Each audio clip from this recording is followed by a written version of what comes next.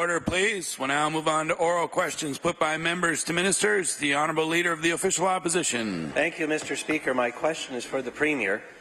Last week, we all heard from a respected doctor who said she was the victim of a deliberate attempt to intimidate her at the Department of Health. Sadly, both the Premier and the Minister of Health laughed her accusations off. In fact, Mr. Speaker, the Minister hasn't discussed the incident with his staff, and no one has contacted Dr. McQuarrie to get her side of the story. Mr. Speaker, I'd like to ask the Premier, why is he satisfied to do nothing in the face of such serious allegations? The Honourable Premier. I want to thank the honourable member for his question, Mr. Speaker. I think he should know that the Minister and the doctor are meeting next week. The Honourable Leader of the Official Opposition. Well, Mr. Speaker, this is no longer about the Minister's staff. It's now about the leadership of the Premier and the Minister. By laughing off the serious accusations made by Dr. McQuarrie, they had basically told her that they don't believe her. Mr. Speaker, instead of acting to resolve the situation, the government has made it worse. Perhaps that's now why a meeting will take place. Well, Dr. McQuarrie and all Nova Scotians deserve better, Mr. Speaker. Will the Premier himself get to the bottom of what happened in this very ugly incident? The Honourable Premier. Mr. Speaker, I want to thank the honourable member for the question. I want to tell him what we thought was ridiculous, Mr. Speaker, was the comment by the Leader of the Conservative Party suggesting there's been a file kept on any member or any Nova Scotian. Mr. Speaker, no member of this government, no member of the public service is keeping a file on any Nova Scotians, and that's what we said was ridiculous, and that's what we laughed off, Mr. Speaker. The Honourable Leader of the Official Opposition. Well, Mr. Speaker, I can assure you this is no laughing matter. And to basically say that Dr. McQuarrie made up a file that she says and confirms that she saw with personal information from her Facebook page and other things in it, Mr. Speaker, is very serious. In fact, the Premier has a policy, as government does, on these very things, the policy on respectful workplace behaviour, Mr. Speaker, and I'll table that policy, which compels a manager, when they know of a disrespectful incident in the workplace, to actually take action within 10 days. And I would like to ask the Premier, will he ensure that his own government policy on respectful behaviour in the workplace is followed, and this will be investigated within 10 days? The Honourable Premier. I want to thank the honourable member for the question. I want to assure him the Minister has spoke with his staff, Mr. Speaker. We have an appointment set up for with the doctor next week, Mr. Speaker. I don't know what more the Leader of the Conservative Party wants. The Honourable Leader of the New Democratic Party. Thank you very much, Mr. Speaker. Mr. Speaker, yesterday Janet Knox, the CEO of the New Health Authority, told the Public Accounts Committee that her budget for this year had yet to be approved. We are a full month into the new fiscal year, Mr. Speaker, and Ms. Knox does not expect to see her budget plan approved for at least several more weeks. And this is because the Minister is considering cuts that were proposed by Ms. Knox as a way to deal with a budget that's been reduced by millions of dollars, at least $10 million, probably more, Mr. Speaker. So my question to the Premier is this: what additional cuts to our health care system are being contemplated by his government? The Honourable Premier. Thank you, Mr. Speaker. I want to thank the honourable member for the question. The Minister has laid out the direction in the healthcare system is going. I want to congratulate him for the fine work he's doing on breaking down the barriers inside our healthcare system. As all members of this House would know, there were 9 district health authorities plus the IWK. We now are down to 2. As Ms. Knox had indicated, her business plan will be in her hands in the very near future, Mr. Speaker, unlike in the past when DHAs are waiting for the business plans in December or January. The Honourable Leader of the Official of the New Democratic Party. Thank you very much, and I thank the Premier for the question. I recognize that these budgets are a challenge, but Mr. Speaker, the McNeil government promised greater efficiency and improved patient care. Yet we know, through Ms. Knox, that more cuts will have to be made in our healthcare system because the McNeil government has frozen healthcare funding. And in the case of the New Health Authority, indeed, they're cutting funding, Mr. Speaker. So my question to the Premier, why is he unwilling to tell Nova Scotians what cuts are being contemplated in the New Health Authority? The Honourable Premier. I want to thank the honourable member for the question again. I wanted to remind her and tell all Nova Scotians the Minister of Health has laid out our budget, working very diligently with both the IWK and the new District Health Authority. As she knows, they both will be charged with administering, delivering services to people of this province. And again, I want to tell her that not only is it more efficient, Mr. Speaker, not only have we broken down the walls inside of government, but we'll have the business plans in the hands of the new District Health Authority, Mr. Speaker, much quicker than previous years. The Honourable Leader of the New Democratic Party on her final supplementary. Thank you, Mr. Speaker. Well, Mr. Speaker, actions speak louder than words, and it's going to be 2 months into the fiscal year, and we still haven't seen an approved budget for the new health authority. So, Mr. Speaker, I know the Premier doesn't like being questioned by the opposition, but health care is important to Nova Scotians, and they deserve answers, Mr. Speaker. They deserve to know what cuts this government is going to make and what impacts these cuts will have on patient care. So my question to the Premier is, why is your minister stalling the approval of the Health Authority budget, and let Nova Scotians know the real costs of cutting the operating budget of the Health Authority? The Honourable Premier. Speaker, again, I want to remind the honourable member when she was Minister of Health, these plans never got out until the end of the year, Mr. Speaker. That's in December, Mr. Speaker, and sometimes into January, Mr. Speaker. We're waiting for business plans. The minister has been in for two months, Mr. Speaker. We very clearly indicated to the District Health Authority they would receive their business plan in the very near future, Mr. Speaker, much quicker than under her leadership. The Honourable Leader of the Official Opposition. Thank you, Mr. Speaker. My question is to the Minister of Finance. In her press release yesterday, the Minister of Finance took the opportunity to thank the animation industry for, and I quote, their input and for better understanding the financial situation of the province. That seems very straightforward. The same release went on to describe the new digital tax credit as, and I quote again from her release, an additional 25% for eligible animation labour on top of the existing digital credit. That also seemed pretty straightforward at the time, Mr. Speaker, but now we are hearing from the digital industry that the release is in fact incorrect. The real amount is only half that which was advertised. Mr. Speaker, that is no way to restore trust or faith in our film industry or the animation industry. I'll ask the Minister, why does the press release, which I will table, give the impression that the digital tax credit is better than it actually is? The Honourable Minister of Finance. Thank you very much, Mr. Speaker, and I appreciate the opportunity to answer the honourable member's question. There is a lot of numbers involved in that calculation. It's 25% bonus on top of the 50% eligible. What it all amounts to at the end of the day, Mr. Speaker, is a credit that's almost the same. We would say it's approximately the same as what was already in place under the old film industry tax credit. So I think it's a very good solution. I think that's the point that the member opposite should be aware of, that it is a very good solution to put the animation into a new stream, not the film industry stream, but into a new stream with the digital media tax credit. Thank you. The Honourable Leader of the Official Opposition.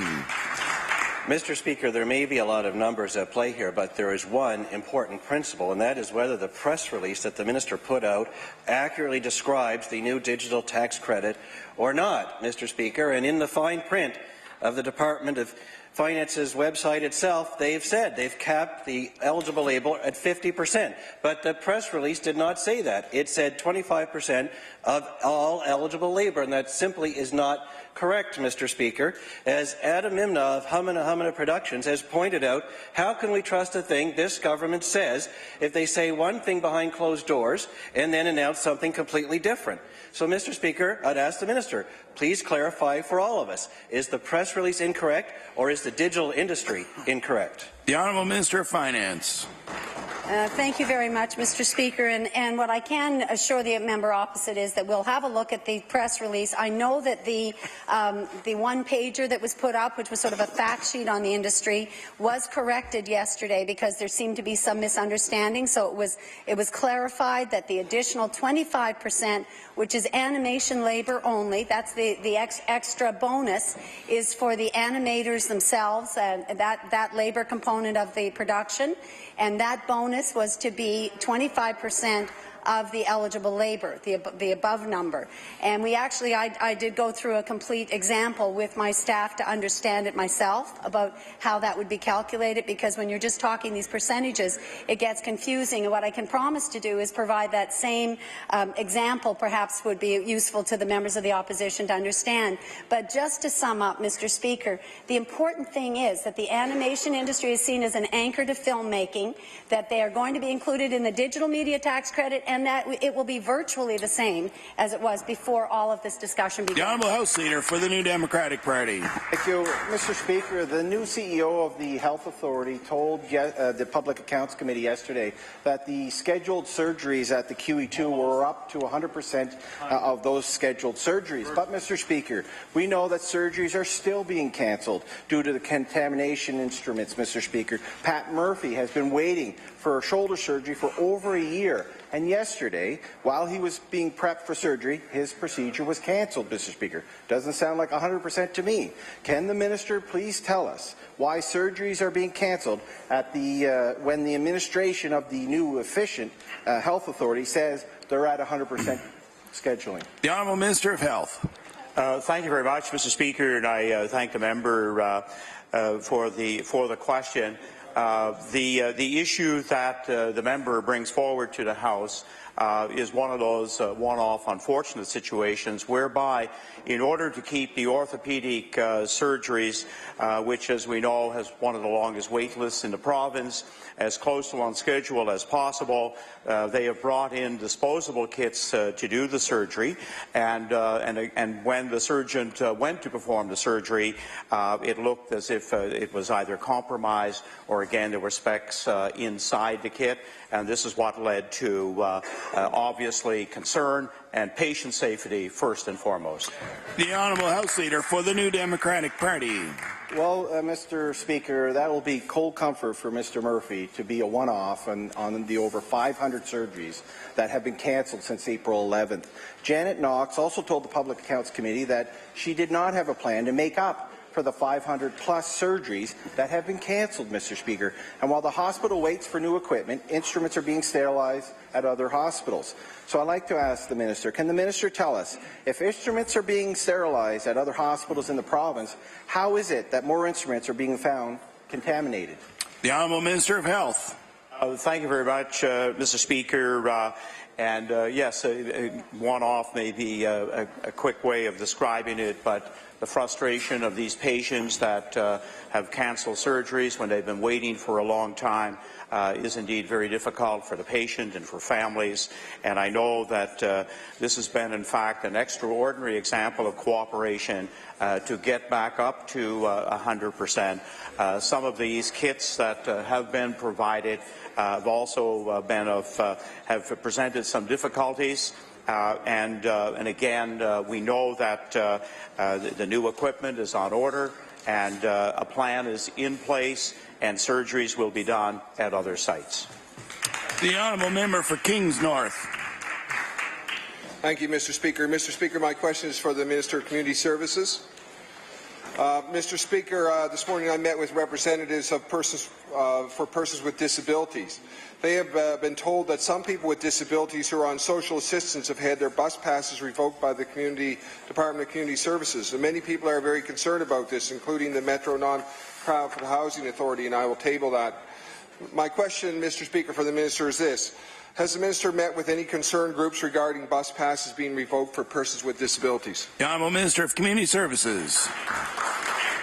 Thank you, Mr. Speaker, and I thank the member opposite for the question. When people need transportation within the province of Nova Scotia and they're on social assistance, they come to the Department of Community Services, they work with their social worker, and they get to the destination that they need to be, and we do that in the most economical and most efficient way forward to get folks to where they need to be, whether that be a medical appointment, whether that be a volunteer appointment that's associated with any type of employment training. This policy has been in place since 2001. It has not changed. And we're more than happy to meet with anybody within your riding that is having issues accessing transportation. The Honourable Member for Kings North. I'd like to thank the Minister for that answer. I don't believe we actually have buses in Kings North, so sorry about that. But this is a Halifax issue. I understand that when the Minister has said that the policy has not changed, but if people are being reassessed and are losing their bus passes, this is a big concern. I have been told that one criteria for bus passes for people with disabilities is that if they have more than 12 medical appointments a month, and social worker appointments wouldn't count. It may be on these grounds that passes are being revoked. Perhaps criteria such as this needs to be re-examined. My question for the Minister is this: what is the approximate dollar value the Department is saving from revoked bus passes, and is this benefit really worth the added hardship for people with disabilities? The Honourable Minister of Community Services. I'm not sure what's being misunderstood here. When people come to the Department of Community Services and they need to go somewhere, it is given in the most economical and efficient way. So if it is less than 12 appointments for anything, not medical, anything that is approved through the policy, they are given bus tickets. It doesn't matter, Mr. Speaker, how the person gets there, as long as they get there, whether it's a bus pass or a bus ticket, they both are going to have the same outcome of reaching their destination. Point being, when people need to get transportation in the Department of Community Services, they do. They come to us, we work with them, and that is how the outcome is in terms of economics and efficiency. The Honourable Member for Pictou East. Thank you, Mr. Speaker. My question is for the Minister of Finance. The Liberals campaigned on how great the film tax credit was. In fact, they thought it was so great that they extended the tax credit in legislation just last November. Well, that was then, Mr. Speaker. Flash forward to today's crippling changes, and we over here on this side of the House have been asking why, and we haven't received any substantive reasons as to why. Well, this morning, as a member of the Public Accounts Committee, I received a copy of a July 2014 report entitled The Film Industry Tax Credit Cross-Jurisdictional Review. It's the first I heard of this report, and I'm sure it's the first many people have, despite asking questions and estimates and also public accounts. So my question for the Minister today is this the report that led to the Minister gutting the film tax credit? The Honourable Minister of Finance. Thank you very much, Mr. Speaker, and I appreciate the opportunity to discuss this further on the floor of the House with the member opposite. Mr. Speaker, as you know, we've been through a year of a lot of difficulty in this province, and looking at our finances has been a major concern for all of us, looking at the affordability of everything that we do and looking at program review and all of the different services that we offer. And I think what the member opposite is pointing out is simply that was part of what we were doing. We were looking across the board at everything that we do in this province. The Honourable Member for Pictou East. I will table this report, Mr. Speaker, and I'll note that it's a cross-jurisdiction overview.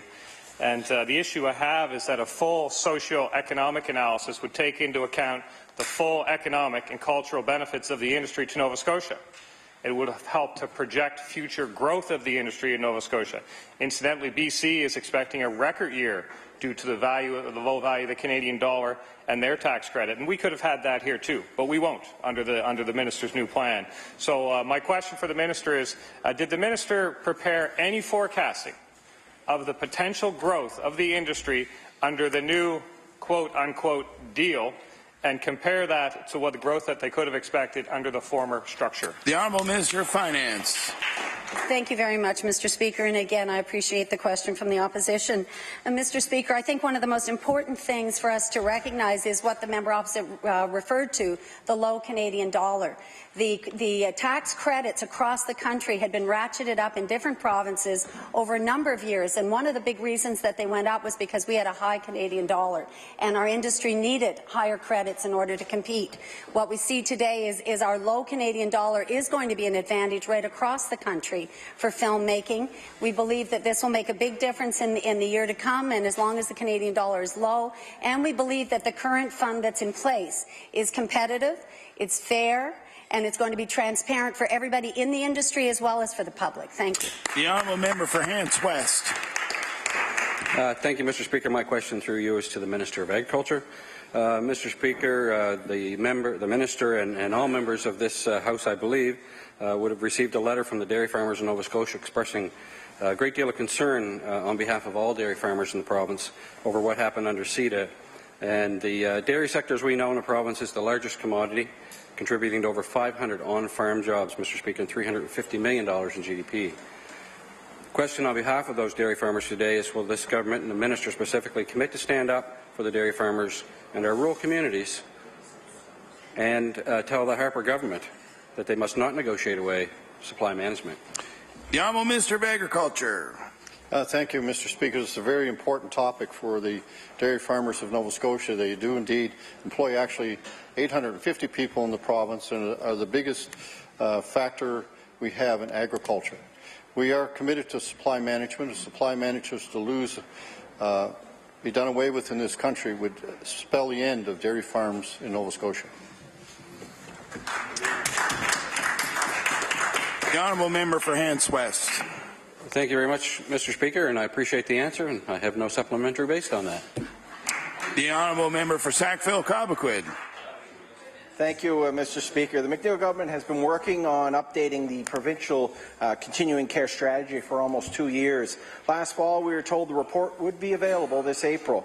But now, according to the Minister of Health, Part 1 of his strategy, which saw changes to the way people are put on the long-term care wait list, has already happened. And it happened without any public consultation, Mr. Speaker. So I'd like to ask through you to the Minister, why isn't the Minister presenting his whole plan for Nova Scotians to see and provide their input on before these plans are announced and not after? The Honourable Minister of Health. Thank you very much, Mr. Speaker, and the member opposite couldn't be more incorrect. We actually advertised publicly for people to come in, families, caregivers, to speak to the whole continuing care area. We've announced the first part. It is an ongoing piece of work. As the member knows, the last strategy was in 2006.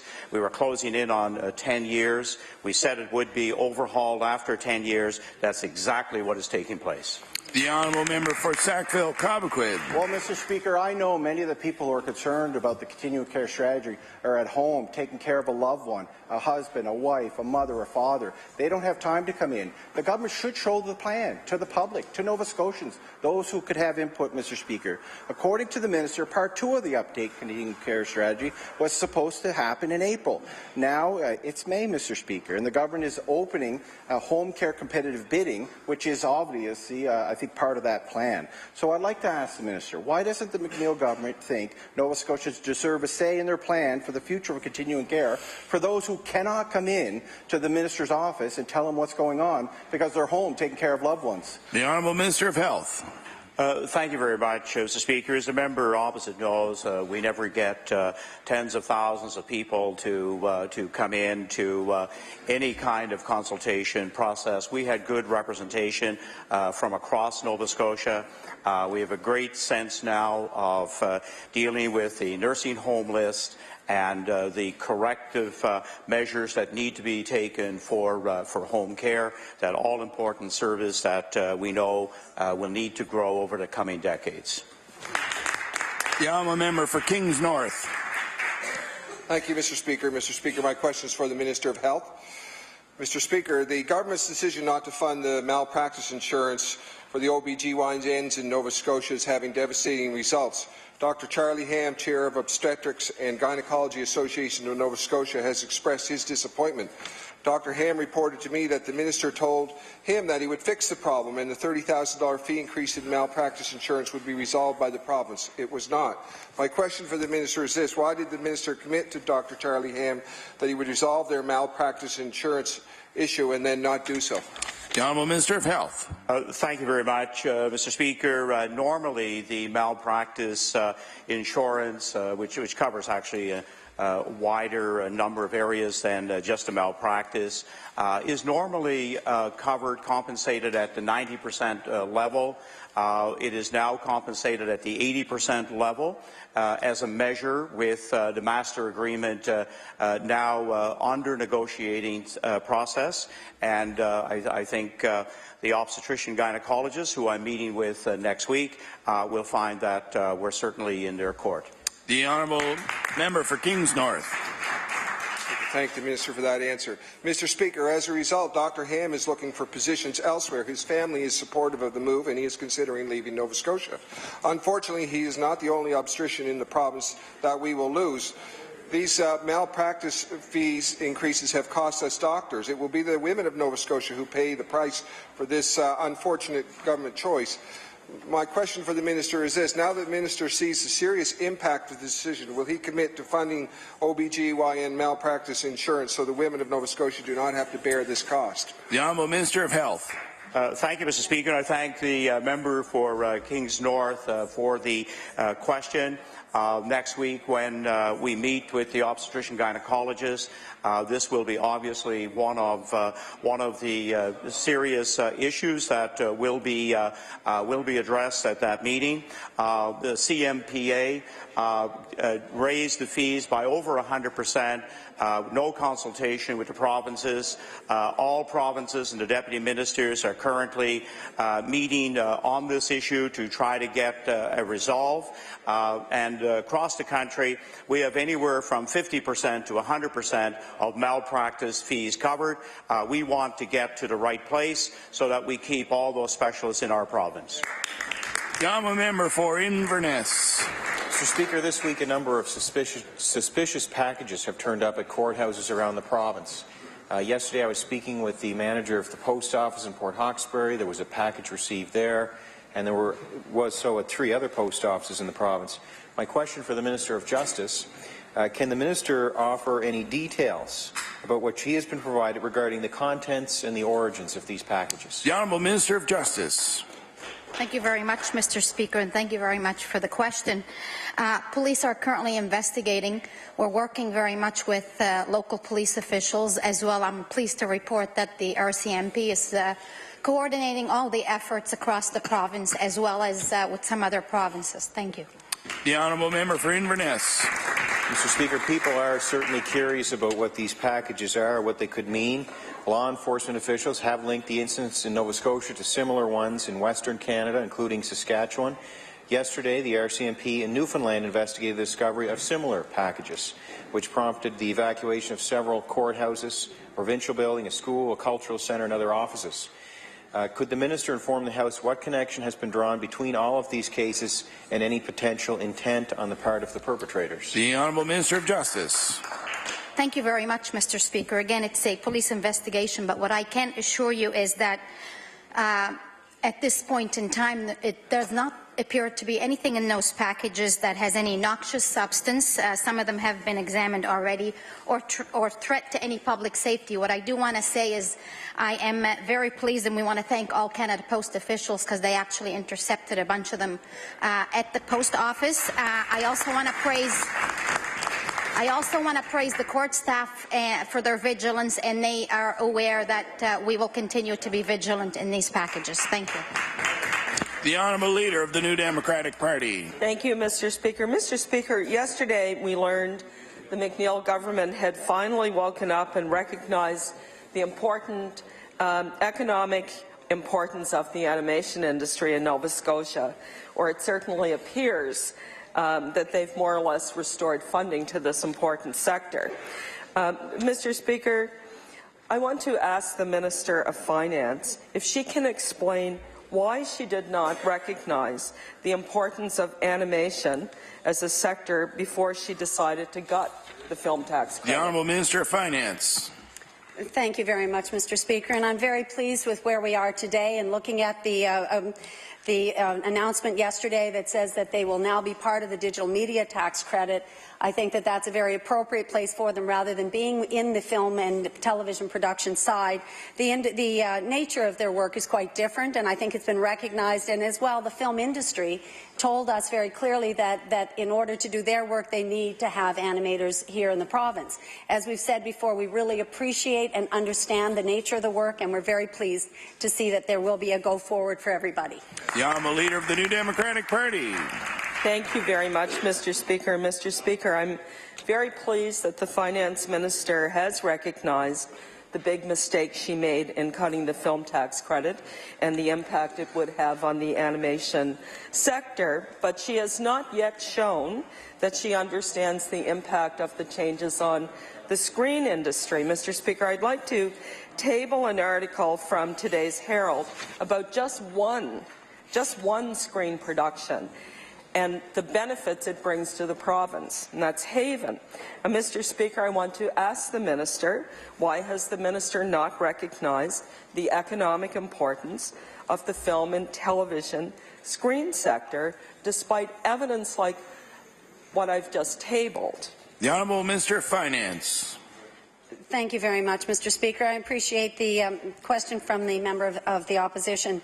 Mr. Speaker, the current system that is now in place, the one that will roll out starting July 1st, is going to recognize every bit of the investment made here in our province. So not only labour, but every part. In fact, just looking down at what's online, post-production, special effects, musicians, all Nova Scotia labour, all rentals, carpenters, craft services, food. This is an all Nova Scotia spend, Mr. Speaker, 25% across the board. That's still very generous, and it will support this industry in Nova Scotia. The Honourable Member for Kings North. Mr. Speaker, my question is through the Minister of Business. Mr. Speaker, it seems apparent that the government did little to evaluate the effectiveness of the film tax credit before cutting and capping it. The last detailed analysis of the tax credit we saw was from 2008. Mr. Speaker, my question is this. Is the Minister aware of any analysis conducted on the economic benefits of the film tax credit prior to the changes in the tax credit and after 2008? The Honourable Minister of Business. Thank you, Mr. Speaker. Mr. Speaker, the film tax credit, as my colleague is aware, has transitioned to the new Nova Scotia Film and Television Production Incentive Fund. There's additional programs through the Independent Production Fund, the Creative Industry Fund, and just yesterday, Mr. Speaker, the Digital Media Tax Credit. There are all kinds of options and opportunities for our creative industry as we speak. The Honourable Member for Kings North.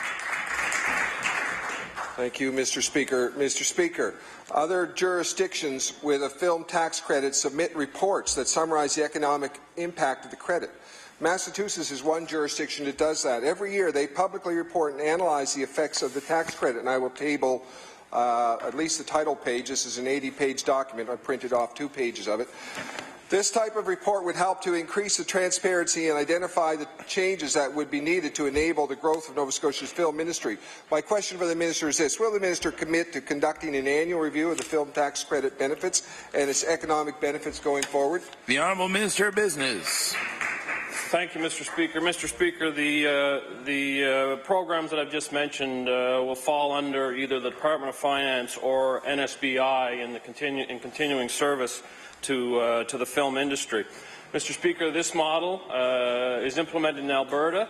It's achieving its objectives in Alberta, and I'm confident with the cooperation of the industry that they've demonstrated to date in discussions with government that we will achieve similar objectives and outcomes. Thank you, Mr. Speaker. The Honourable Member for Northside Westmount. Thank you, Mr. Speaker. Mr. Speaker, my question is to the Minister of Labour and Advanced Education. Earlier this year, the government pulled back its draft Phase 2 workplace health and safety regulations after considerable opposition from employers across the province. When I asked the Minister earlier this year in this session, she indicated the government was starting over and was directly engaging employers in drafting of the new regulations, something the department should have done in the first place. My question to the Minister is, could the Minister update the House regarding the status of those consultations with employers, and will she ensure that Nova Scotians that the current level of engagement with employers will be better than the previous attempt by the department? The Honourable Minister of Labour and Advanced Education. I want to thank the honourable member for the question, and it was in fact when we were going out with potential regulations to employers that we discovered that they were having difficulties with them. One of the things we're currently engaged in is making sure that they're translated into a plain language document, because as the member for Pictou Centre, East, one of the Pictos mentioned to me when he was the critic, read out one of the formulas to me, and it was clear to me that it was a very difficult formula, and so we want to make sure that all of our employers are able to access the document and use it. Thank you very much. The Honourable Member for Northside Westmount. I'd like to thank the Minister for that answer.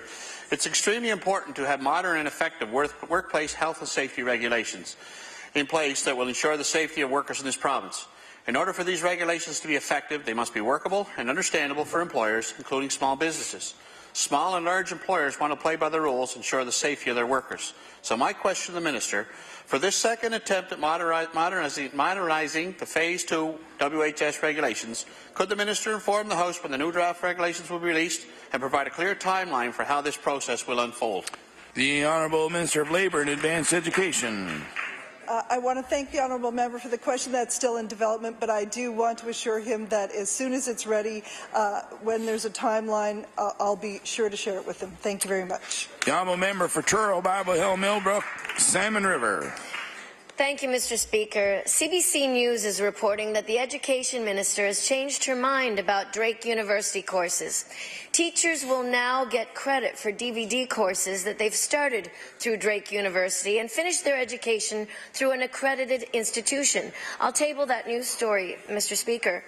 Can the Minister please explain why she has reconsidered her decision to allow teachers to get credit for Drake University courses? The Honourable Minister of Education. Thank you, Mr. Speaker. And just to provide clarification, if the member had been paying attention, she would have known the position that I have taken. She would have known the work we're doing with teachers, and she would know that we are moving forward with what we said we would do. The Honourable Member for Truro, Bible Hill, Millbrook, Salmon River. Thank you, Mr. Speaker, and I really want to thank the Minister for that answer because I have been paying attention. In fact, Mr. Speaker, Drake University courses were approved when the current Liberal Education Minister was a Conservative Education Minister in 2008. And then in April 2014, she opposed them but left open a loophole. Then, as recently as March 2015, she banned them completely, and now, in May, she's reinstating them once again. So my question through you, Mr. Speaker, is how secure can teachers actually be that the Education Minister is not going to change her mind about Drake University courses for a fifth time? The Honourable Minister of Education. Well, Mr. Speaker, it's hard to take that question seriously, but I will say to the teachers who were enrolled and who have completed and who can provide for us a proof of registration and proof of transcript to show successful completion, that the courses that they were enrolled in, the money and time they invested in, will be honoured and will be considered as part of an integrated program. But to go on and repeat for the member, there have been and there will not be any further approvals for Drake University video conferencing courses. The Honourable House Leader for the Official Opposition. Thank you very much, Mr. Speaker. Last fall, I asked the Minister of Health on whether his department would be incorporating Oncotype DX. It's a diagnostic test for breast cancer and other cancers into our healthcare system. This test can help guide decision-making when it comes to decide on a course of treatment. It's already an incredible, difficult time for women, and this test can prevent needless chemotherapy. The Minister told me last fall that his department would be looking into it. So my question to the Minister is simply this: what was the outcome of that review? The Honourable Minister of Health. Thank you, Mr. Speaker.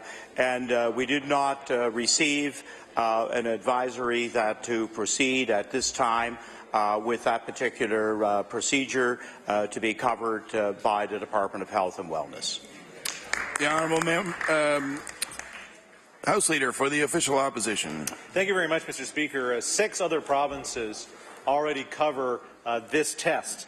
It can save the healthcare system thousands of dollars and, most importantly, allow patients to undergo a less invasive treatment where possible, Mr. Speaker. Rethink Breast Cancer, it was an organization, or is an organization, designed to raise awareness and support young women with breast cancer, estimates that 175 women in Nova Scotia could benefit from this very test. So will the province cover Oncotype DX and improve the lives of women diagnosed with breast cancer? The Honourable Minister of Health. Thank you very much, Mr. Speaker. What I know is that the department is constantly involved with this provincial program. Breast cancer and maternal care are part of that program. And what I can tell the member opposite and all Nova Scotians, what we need to be very proud of is that 20 years ago we had the worst outcomes for breast cancer surgery in the province, and on a per capita basis we now have the best outcomes in Canada for breast cancer. The honourable member for Pictou East. Thank you, Mr. Speaker. Thank you, Mr. Speaker. My question is for the Minister of Justice. I'm hearing from lots of families that are struggling to help a young person, maybe aged 16 to 22, as they struggle with the terrible drug addiction. And sadly, all too often, this leads to becomes a legal issue. And many times, law enforcement will say we can't help you until the person hits rock bottom. So my question today for the minister is: can the minister explain to the House any supports that may be available to help these families as they struggle with these drug addictions? The Honourable Minister of Justice. Thank you very much, Mr. Speaker, and thank you for the honourable member. I can understand the question where he's coming from, given that at law amendments he talked extensively about families and domestic violence. Again, we have many support systems in the province of Nova Scotia. We work extensively with our community services partner. We work with our health partners. We work with our policing partners, and we are continually collaborating and working across government departments and all our stakeholders. Thank you. The honourable member for Pictou East. Thank you, Mr. Speaker. This is an issue that I've been struggling with and talked to many people in different departments. So I guess if the minister is aware of many supports that are available, perhaps she can name just one support today that I could direct people to go and speak to about helping a young person struggling with a drug addiction. The Honourable Minister of Justice. Thank you very much, Mr. Speaker. I can refer you to the drug treatment court program that we implemented in the Valley just last fall. That is a very good example of how we work together across government departments, where Justice and Health very much collaborated with the Annapolis Valley Health Authority and with the court, with the judge in that courtroom over there, as well as our policing partners and other stakeholders. Thank you. The honourable member for Queens Shelburne. Mr. Speaker, my question is for the Minister of Fisheries and Agriculture. Mr. Speaker, today CBC reported that the McNeil government has scrapped its plans for a lobster levy. This comes after months of conflicting messages from the Minister of Fisheries. First, he promised a 5-cent levy, then he promised a 2-cent levy, with a 5-cent levy in a mystery zone. Then he promised something like a levy, but with a different name. The only thing that has been clear from the minister when it comes to the lobster levy is that he didn't take the time to properly consult the industry. So my question to the Minister of Fisheries: why did he first propose a lobster levy without first getting a mandate from the industry? The Honourable Minister of Fisheries. Thank you, Mr. Speaker. That's a pretty interesting question the member put forward. Indeed, we're going to move forward with a financial contribution, as the Act has said, that's been passed by this legislature. We did consultations across the province at 21 meetings, and we continue and will continue to consult with the industry till we get a system that works, and the system will be operated and controlled by the industry itself. The honourable member for Queens Shelburne. Thank you, Mr. Speaker. Also reported by CBC this morning was that this government is leaving the door open to collect revenue for the lobster industry for the purpose of marketing. Mr. Speaker, again I point out that the minister has not received a mandate. I repeat, a mandate from the lobster industry to collect fees, dues, or any other term the minister might want to apply to this new lobster tax. So my question for the Minister of Fisheries: before he starts sending out the bills to members of this lobster industry, will he first commit to sending them a ballot to vote on any proposed new fee? The Honourable Minister of Fisheries. Well, maybe the member wasn't listening. It's not a tax. It's going to be a financial contribution that will be controlled. It will be controlled by the industry. Where the money will be spent will be controlled by the industry. And it will be the industry, when we get a consensus of how we're going to do it. And again, I can't stress enough, this is going to be industry-driven, and it won't simply be for generic marketing. The honourable member for Inverness. Speaker, my question is for the Minister of Energy. Mr. Speaker, last weekend I was in Ontario, and at the home I was staying at, I asked the homeowner how much they were paying for their heat and hot water. It was fired by natural gas. I wonder if the Minister would hazard a guess as to how much that household is paying for their heat and hot water, and there's a 3,500 square foot home. The Honourable Minister of Energy. Mr.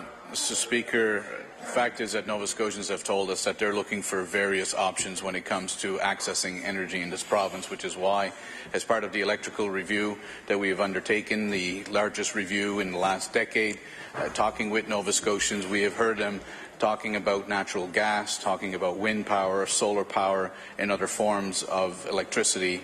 They want to see options, which is why we made a commitment in the last election that we would break the monopoly with Nova Scotia Power. And, Mr. Speaker, next spring you will see the results of those efforts. The honourable member for Inverness. Well, Mr. Speaker, the answer to the question was $950 for the year. Some Nova Scotians are paying that every 2 months in the wintertime for their heat and hot water. The point of the question, Mr. Speaker, is it's much cheaper under that jurisdiction.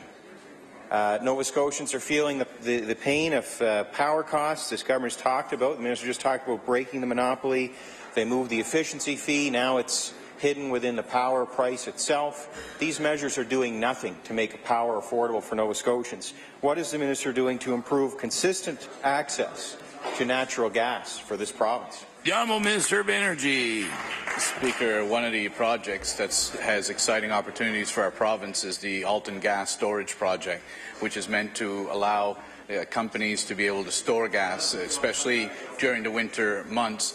In fact, they would take the gas and during the summertime and store it, and then in the winter months, when we continue to see a spike in the price of natural gas, especially in the eastern seaboard of the United States, that this would bring rate stability.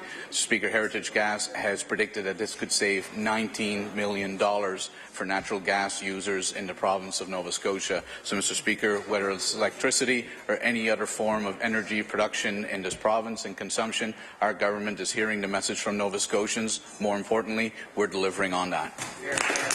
The honourable member for Colchester, Musquodoboit Valley. Thank you, Mr. Speaker. My question is for the Minister of Community Services. According to departmental statistics, 14,045 total referrals of suspected child abuse and neglect. There were 3,431 substantiated cases in Nova Scotia during the 2014-15 fiscal year. The Department of Statistics indicated that for that same period, 1,200 children were put under supervision orders. My question for the Minister, could the Minister provide a breakdown of the outcomes for children put under supervision in that last fiscal year? The Honourable Minister of Community Services. I thank the honourable member for the question. Generally, when children are put under supervision orders, interventions are provided for families. So if there's support needed for parenting classes or for anything to do with addictions or mental health, those supports are offered to the families. I'm pleased to say that Nova Scotia has one of the lowest rates of permanent care apprehensions in Canada. Out of those, the number that you just stated, last year 141 children were taken into permanent care out of all of the temporary care and out of the whole framework of child welfare in Nova Scotia. The honourable member for Colchester, Musquodoboit Valley. I think every one of us in this House would agree that one case is one case too many. We all know that. In 2012 and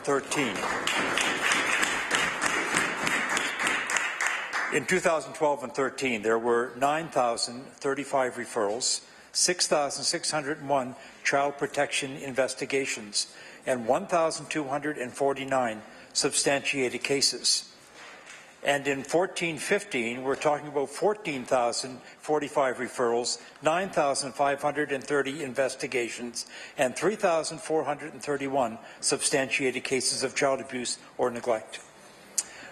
Does this change over the last 2-year period cause the minister concern? And has her department uncovered any trends with that? The Honourable Minister of Community Services. Thank you, and I agree with your assertion that one case of permanent care is one too many. I've been really proud as the Minister of Community Services to come in and really make strong investments within community-based organizations. For $2 million into family resource centres, which are all over this province. That's $75,000 for each one of the family resource centres that hadn't seen an increase in over 10 years. I know with those investments, we are now Order, please. Time allotted for oral questions put by members to ministers has expired. We'll now move on to government business. The Honourable Government House Leader. Speaker, I would move that you do now leave the chair and that the House resolve itself into a committee of the whole on bills. The House will now recess for a few minutes while it resolves itself into the Committee on Whole House on Bills.